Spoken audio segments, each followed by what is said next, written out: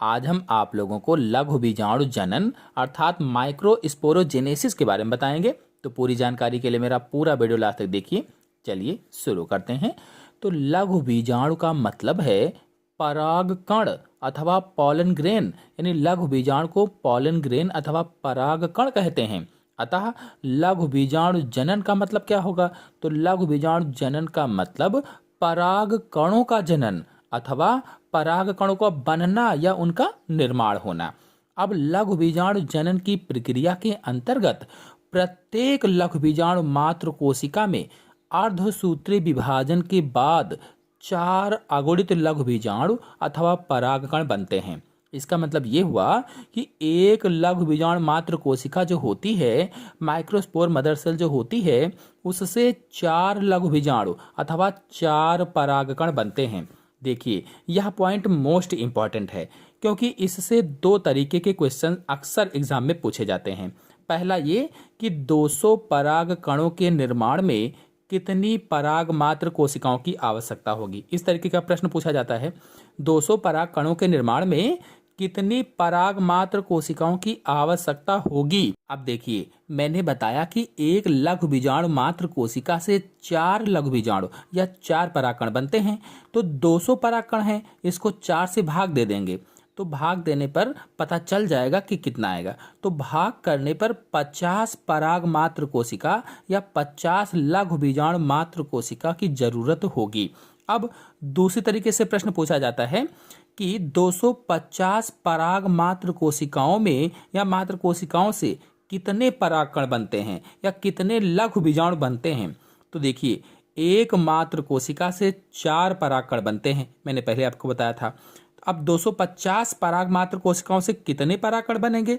तो 250 को 4 से गुणा कर देंगे, बस पता चल जाएगा। तो 250 गुणे 4 बराबर 1000 परागकण बनेंगे। तो इसी प्रश्न को घुमाकर भी पूछा जाता है, जैसे एक आवृत बीजी में 400 परागकणों को उत्पन्न करने के लिए कितने अर्धसूत्री विभाजन की आवश्यकता होगी। तो देखिए, इनडायरेक्टली ये पराग मात्र कोशिकाओं की संख्या पूछ रहे हैं, इनडायरेक्टली। तो 400 को 4 से भाग कर देंगे, बस पता चल जाएगा। तो 100 अर्धसूत्री विभाजन की आवश्यकता होगी, क्योंकि 400 को 4 से भाग देंगे तो 100 आएगा। तो 100 अर्धसूत्री विभाजन की आवश्यकता होगी। तो इस तरीके के प्रश्न बहुत ही इंपॉर्टेंट है, कई बार एग्जाम्स में पूछे जाते हैं। चलिए अब अपने टॉपिक पर आ जाते हैं। तो अर्धसूत्री विभाजन के बाद 4 अगुणित लघु बीजाणु या परागकण बनते हैं, अथवा कह लीजिए कि माइक्रोस्पोर बनते हैं। चाहे लघु बीजाणु कहो, चाहे परागकण कहो, चाहे माइक्रोस्पोर कहो, एक ही बात है। तो ये चारों लघु बीजाणु अथवा माइक्रोस्पोर विभिन्न प्रकार से चतुष्कों के रूप में जुड़े रहते हैं, चतुष्कों में 4 के रूप में जुड़े रहते हैं, या कह लीजिए टेट्राड्स के रूप में जुड़े होते हैं। तो ये चतुष्क 5 प्रकार के होते हैं। पहला चतुष्फलकीय या टेट्राहेड्रल कहा जाता है, और दूसरा समद्विपार्श्विक अथवा आइसोबाइलेटरल कहा जाता है। तीसरा टी आकारकीय या टी शेप्ड, और चौथा रैखिक या लाइनर कहा जाता है। तथा 5वां है क्रासित या डेक्यूसेट, क्रासित या डेक्यूसेट। आपको बता दें कि अधिकांश द्विबीजपत्री पौधों में जो डाइकोटिलेडोनस प्लांट होते हैं, उनमें परागकण या लघु बीजाणु चतुष्फलकीय क्रम में या टेट्राहेड्रल सीक्वेंस में लगे होते हैं। यानी जितने भी अधिकांश रूप से अगर देखा जाए द्विबीजपत्री जो पौधे होते हैं, उसमें जो परागकण होते हैं या लघु बीजाणु होते हैं या माइक्रोस्पोर होते हैं, वे चतुष्फलकीय क्रम में या टेट्राहेड्रल सीक्वेंस में लगे होते हैं।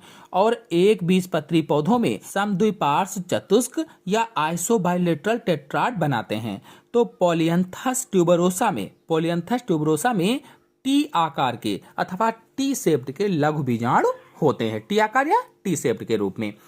चतुष्क से चारों परागकण अलग हो जाते हैं। पहले तो चतुष्क में रहते हैं, लेकिन धीरे धीरे करके चतुष्क से चारों जो परागकण होते हैं वे अलग हो जाते हैं।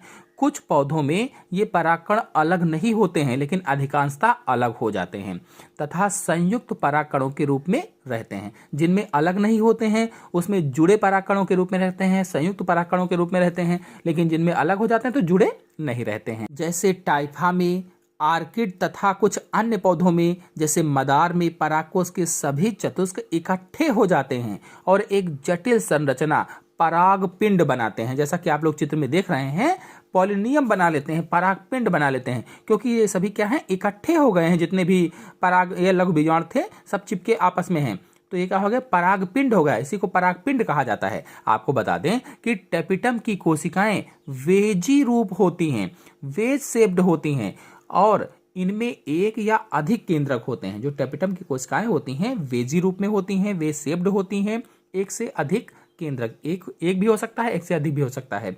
यह पोषक ऊतक है जो वर्धन करते हुए परागकणों का पोषण करता है। यानी जो परागकण बढ़ रहे हैं, मेच्योर हो रहे हैं, बढ़ते हुए विकसित हो रहे परागकणों को भोजन देता है। टेपिटम पोषण देने का कार्य करता है। आपको बता दें कि अधिकतर देखा गया है जो बीजाणु जनन है, बीजाणु जनन ऊतक का कुछ भाग विघटित होकर वर्धन करते हुए परागकणों को पोषण कराता है।